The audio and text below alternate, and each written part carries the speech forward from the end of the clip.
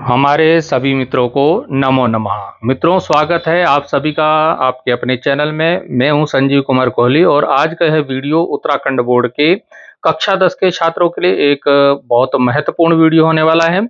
2026 की बोर्ड परीक्षा के लिए संस्कृत का नया सिलेबस क्या है, कौन से खंड से कितने अंक के प्रश्न आएंगे और कौन सी किताबें आपको पढ़नी है, इन सभी सवालों के जवाब आज हम इस वीडियो में जानेंगे। चलिए बिना देरी किए हुए शुरू करते हैं उत्तराखंड बोर्ड परीक्षा 2026 के लिए कक्षा 10 संस्कृत के पाठ्यक्रम के बारे में जानकारी लेते हैं। तो यहाँ पर आपका जो 10वीं कक्षा का जो पाठ्यक्रम है, उसमें आपकी संस्कृत की जो सैद्धांतिक परीक्षा है, वो आपकी 80 नंबर का पेपर में प्रश्न पूछे जाएंगे, जिसका समय घंटा त्रयम मतलब 3 घंटे का समय पेपर को में मिलने वाला है।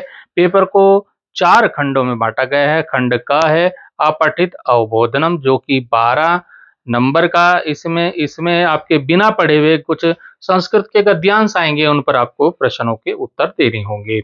सेकंड खंड ख रचनात्मकम कार्यम, इसमें आपके पत्र लेखन, संवाद लेखन, चित्र का वर्णन, ये रचनात्मक कार्य आएंगे। ये आपके 16 नंबर के प्रश्न इसमें पूछे जाएंगे। खंड ग में आएंगे तो अनुप्रयुक्त व्याकरणम, ये व्याकरण का भाग है। इसमें संधि, समास, प्रत्यय, अव्यय, वाच्य परिवर्तन जैसे व्याकरण के विषय, ये आपके 24 अंकों के प्रश्न इस खंड से पूछे जाएंगे। और जो आपका अंतिम खंड है खंड घ, इसमें जो है आपका पठित अवबोधनम होगा। पठित अवबोधनम आप समझिए, पठित अवबोधनम क्या होता है? पढ़ा हुआ जो आपकी एक पुस्तक है, शैमुषी आपकी पुस्तक है, शैमुषी संस्कृत की पुस्तक, ध्यान रखें शैमुषी। कोई बच्चा पूछ रहा था कि क्या संस्कृत संबोधिनी से आएगा इसमें? नहीं, संस्कृत संबोधिनी की जो पुस्तक है वो हिंदी की पुस्तक है, और जो संस्कृत विषय में जो पुस्तक आएगी वो शैमुषी आएगी। तो इस शैमुषी से आपके 28 अंकों के प्रश्न पूछे जाने हैं। तो जो पेपर का जो आपका पहला प्रश्न होगा, इसमें 40-50 शब्दों का एक गद्यांश दिया रहेगा। गद्यांश आपका संस्कृत में होगा। उसमें आपके 5 अंकों के प्रश्न पूछे जाएंगे। एक पदेन उत्तरत मतलब एक एक शब्द में उत्तर देना है। पूर्ण वाक्य में उत्तरत मतलब पूरी लाइन में उत्तर देना है, पूरे वाक्य में उत्तर देना है। तो इस तरह के प्रश्न आपके 3 नंबर के, और भाषिक कार्य से संबंधित जो 2 नंबर के। 5 नंबर के प्रश्न, पहला जो प्रश्न है वो 5 नंबर का है। गद्यांश आपको मिलेगा, उत्तर छांटना है, बहुत आसान काम है, सब उत्तर उसी में मिल जाते हैं।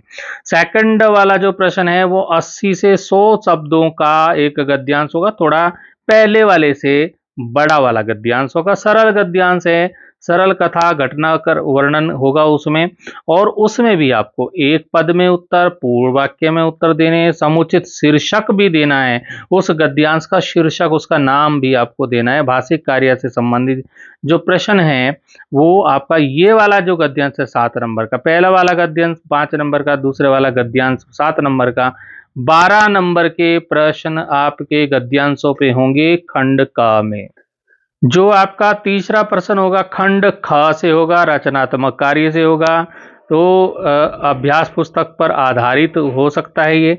आपका हो जाएगा तीसरा प्रश्न, संकेत आधारित अनौपचारिक पत्र लिखना है। संकेतों पर आधारित, तो जो कुछ संकेत दिए रहेंगे खाली स्थानों में, आपको पत्र को पूर्ति करनी, 4 शब्द आपको दिए रहेंगे, वो खाली स्थानों में भरने हैं, 4 नंबर आपको मिल जाएंगे। अगला जो प्रश्न है चौथा प्रश्न, संकेतों के आधार पर संवाद लेखन। संवाद लेखन बातचीत वाला लाइनें होंगी, उसमें भी खाली स्थान होंगे, खाली स्थानों में आपको 4 शब्द भरने होंगे, 4 नंबर आपको मिल जाएंगे। प्रश्न संख्या 5, चित्र आधारितम वर्णम, या तो आपको पेपर में किसी चीज का चित्र बना होगा, उस चित्र को देखकर आपको उसके बारे में वाक्य लिखने होंगे, 4 वाक्य लिखने होंगे। या आपके संकेत आधारित कुछ बिंदु दिए रहेंगे, उन कुछ शब्द दिए रहेंगे, उन शब्दों से के आधार पर आपको एक अनुच्छेद लिखना होगा, 4-5 लाइन का आपको एक पैराग्राफ लिखना होगा। तो ये आपका 8 नंबर का है। तो ये 3 प्रश्न आपके मिला करके कितने अंकों के होंगे? 16 नंबर के होंगे। जो पेपर का खंड ग होगा अनुपर्युक्त व्याकरण का, तो अभी पहले इसमें अभ्यास पुस्तक के आधार पर नहीं होता था, अब अभ्यास पुस्तक के आधार पे आपको प्रश्न पूछे जाएंगे।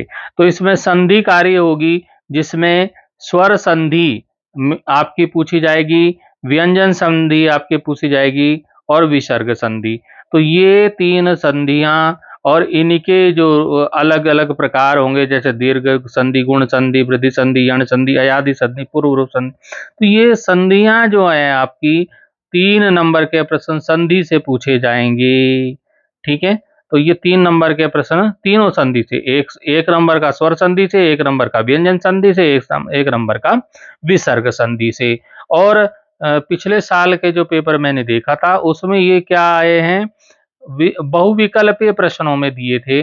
तो आपको 4 उत्तर दिए रहेंगे, उनमें से एक उत्तर को छांटना होगा, तो और भी आसान काम होने वाला है आपके लिए। अब आता है प्रश्न संख्या 7। प्रश्न संख्या 7 में आएगा समास।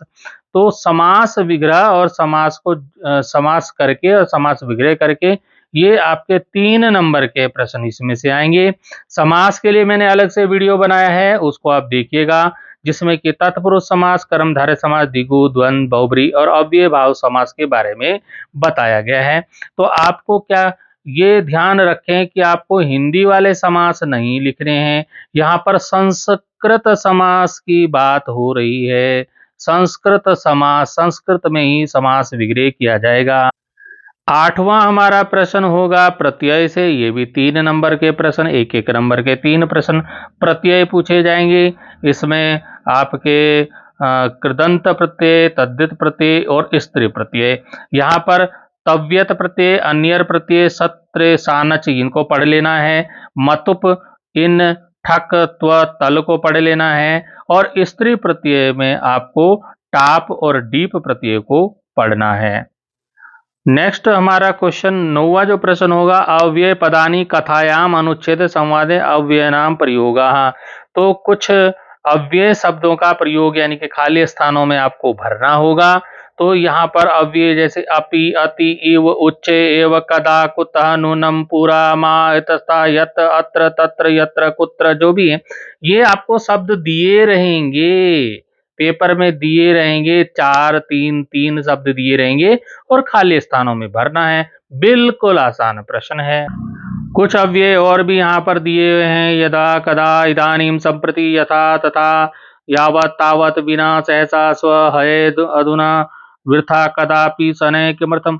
आपको इनका मीनिंग पता होना चाहिए, किसको हिंदी में क्या मतलब है, किसका हिंदी में क्या है, कदा मतलब क्या है, यदा मतलब क्या है, सहसा मतलब क्या है, स्व मतलब क्या है, हय मतलब क्या है, अधुना मतलब क्या है, मतलब इनके मतलब कदापि मतलब क्या है। इनके जब हिंदी में आपको मीनिंग होगी पता तो आप लगा दोगे बिल्कुल सही सही इनको। अब आता है प्रश्न संख्या 10।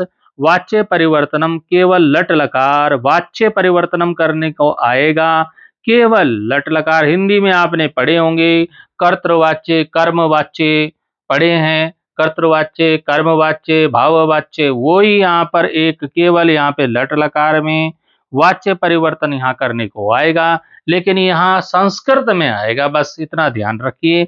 ये 3 नंबर के 3 अंक के प्रश्न, ये 3 वाक्य 3 नंबर के यहाँ पर पूछे जाएंगे। प्रश्न संख्या 11 में आपको इसमें दे रखा घटिका चित्र सायन अंका नाम स्थान है शब्देषु समय लेखनम। कुछ घड़ियां बनी होंगी पेपर में, कुछ घड़ियां बनी होंगी, वहां पर कुछ टाइम होगा, कुछ समय होगा, उस समय को देख करके आपको वो समय संस्कृत में लिखना होगा। कभी कभी ऐसा हो जाता है समय लिखा रहता है, आपको उसको संस्कृत में बताना है कि सपाद वादनम किसे बोलते हैं, सार्ध वादनम किसे बोलते हैं, पादोन वादनम किसे बोलते हैं। इसके लिए मैंने अलग से डिटेल वीडियो बनाया है, उसको आप देखिएगा, मेरे चैनल पे सर्च कीजिएगा जरूर आपको मिलेगा। ये 4 नंबर का, ये 4 अंकों का ये प्रश्न रहेगा, बहुत ही आसान है। अगले प्रश्न में चलते हैं, प्रश्न संख्या 12। इसमें क्या होगा कि एक से जो है एकता पंच परित्रम वाक्यम एकत शत पर्यंतम संख्या ज्ञानम। संख्या ज्ञानम मतलब आपको गिनती आनी चाहिए, संस्कृत की गिनती आनी चाहिए, वहां संख्या लिखी होगी। मान लो 18 लिखा है जगह पे कहीं ब्रैकेट में, आपको 18 को संस्कृत में लिखना है, क्या हो जाएगा? अष्टादश। अष्टादश मतलब उसको आपको संस्कृत में लिखना है। जो भी आपको दिया रहेगा 23 लिखा है तो उसको 23 को संस्कृत में क्या बोलते हैं? तो 1 से 100 तक आपको संस्कृत में गिनती आनी चाहिए। अगला प्रश्न आता है वचन लिंग पुरुष लकार दृष्टा संशोधनम। यहाँ पर कुछ वाक्य आपको 3 वाक्य दिए रहेंगे। 3 वाक्यों में कुछ अशुद्धि शब्द होगा, उसको गाढ़े काले से लिखा रहेगा या अंडरलाइन होगा, उस शब्द को आपको शुद्ध करना होगा। अब आ जाएगा आपका खंडगा, जो आपकी सैमुसी किताब से आने वाला है। इसमें प्रश्न संख्या 14 में क्या होगा? एक गद्यांश होगा, उस पे 5 नंबर के प्रश्न नीचे दिए रहेंगे। संस्कृत का जो आपने पाठ पढ़े होंगे उसी में से जो आपका एक संस्कृत गद्यांश होगा, एक पद्यांश होगा मतलब श्लोक होगा, उसके नीचे प्रश्न होंगे, और एक आपका नाट्यांश होगा, कोई नाटक होगा आपके किताब में, उसमें से कोई होगा, और उन सब में 5-5 नंबर के प्रश्न पूछे जाने हैं। तो 15 नंबर तो यही हो गए आपके। आगे आपसे भाव बोधनम से प्रश्न पूछा जाएगा, यानी कि आपको एक श्लोक दिया रहेगा, उस श्लोक को आपको पढ़ना है, और फिर श्लोक जो है भाव दिया रहेगा, उसमें रिक्त स्थान की पूर्ति करनी है। उस श्लोक से ढूंढ ढूंढ के उसमें आपको श्लोक में रिक्त स्थानों की पूर्ति करनी है। तो ये इस तरह से 2 श्लोक आपको दिए रहेंगे 2-2 नंबर के, तो 4 नंबर के यहाँ पर आपको पूरा करना। अगला प्रश्न में अन्वय, यहाँ भी रिक्त स्थान, यहाँ भी श्लोक दिए रहेगा आपको, और 2 श्लोक होंगे 1-1 नंबर के, तो वहां पर उन श्लोकों को भी आपको आधा-आधा नंबर के जो भी होंगे वो आपको पूरा करना है, खाली स्थान भरने हैं मतलब। 17वां प्रश्न प्रश्न निर्माण का होगा। 4 वाक्य दिए रहेंगे संस्कृत के, उनका क्वेश्चन बनाना है आपको, प्रश्नवाचक वाक्य उसको बनाना है, प्रश्नवाचक शब्द उसमें लगाना है। तो ये आपका रहने वाला है। और उसके बाद अगला है क्रम रहित षष्ठ वाक्य नाम कथा क्रम संयोजन। कोई पाठ, कोई कहानी आपकी किताब में होगी सैमुसी में, उसमें 6 वाक्य दिए रहेंगे, षष्ठ वाक्य नाम 6 वाक्य दिए रहेंगे। 6 वाक्यों को आपको कहानी के क्रम से लगाना है। वो वाक्य आपको ऊपर नीचे दिए रहेंगे, आपको सही क्रम से उनको लगाना है। ये 3 नंबर आपको इसके मिलेंगे। अगला जो प्रश्न रहेगा संदर्भ शब्दानाम प्रयोगा शब्दार्थ मेलनम। यहाँ पर जो है कुछ शब्द ही रहेंगे संस्कृत के, उनको आपको संस्कृत के शब्दों को आपको संस्कृत वाक्यों में प्रयोग करना होगा, या आपके हिंदी संस्कृत वाक्यों का हिंदी में अनुवाद, हिंदी वाक्यों का संस्कृत में अनुवाद, या फिर मिलान करने के लिए आपको दिया रहेगा, मिलाइए कौन से मिल रहा है, तो मिलाने वाला क्वेश्चन किस तरह का क्वेश्चन आ सकता है। तो ये 2 नंबर का प्रश्न रहने वाला है। और इसमें यह भी बताया है कि प्रश्न पत्र में 20% यानी कि 16 नंबर के प्रश्न आपके वस्तुनिष्ठ प्रकार के होंगे, जिसमें से जो आधे मतलब 8 अंकों के प्रश्न बहुविकल्पीय रहने वाले हैं। अब मित्रों, जो आपके संस्कृत के पाठ आएंगे कौन से आएंगे? ये पाठ आपके सैमुसी द्वितीय भाग कक्षा 10 की पुस्तक से लिए गए हैं। तो ये सूची पर्यावरणम बुद्धिर बलवती सदा शिशु लालनम जननी तुल्य वत्सला सुभाषितानि सौंदर्य सौहार्द प्रकृति शोभा विचित्र साक्षी सुक्तया भूकंप विभीषिका अन्योक्त्या। ये 10 पाठ से आपको प्रश्न पूछे जाएंगे लास्ट वाले भाग में, जो सबसे बड़ा 28 नंबर का जिसमें आने वाला है, वो आपका ये आप तैयार कर लीजिए। इस कहानी से वाक्य सही करने को आते हैं ज़्यादातर, और जो है आपके जो सुक्तया है, सुभाषितानि है, इनसे श्लोक पूछे जाते हैं, इनको आप तैयार कीजिएगा। बहुत महत्वपूर्ण पाठ जननी तुल्य वत्सला भी है, इसको आप याद करिएगा। और तो बच्चों, यह था आपका संस्कृत का संपूर्ण पाठ्यक्रम। अपनी तैयारी अभी से शुरू कर दें ताकि आप बोर्ड परीक्षा में 80 में से 80 अंक प्राप्त कर सकें। यदि आपको कोई संदेह है तो कमेंट बॉक्स में ज़रूर पूछें। वीडियो पसंद आया हो तो लाइक करें, अपने दोस्तों के साथ शेयर करें। मिलते हैं अगले वीडियो में, तब तक के लिए धन्यवाद। जयतु संस्कृतम।